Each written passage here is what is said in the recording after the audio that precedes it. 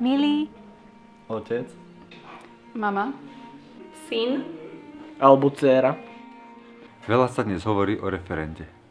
No nie sme presvedčení o tom, či si každý z nás Uvedomujeme dôležitosť Vyjadrenia svojho postoja.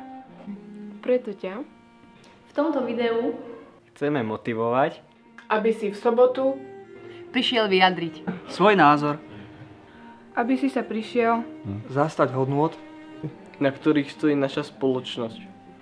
Toto referendum pokladáme za kľúčové, lebo štát sa nás pýta, čo si myslíme o rodine. nedovolme, aby na túto tak dôležitú otázku odpovedal niekto iný za nás. každý jeden z nás vyrástol v rodine.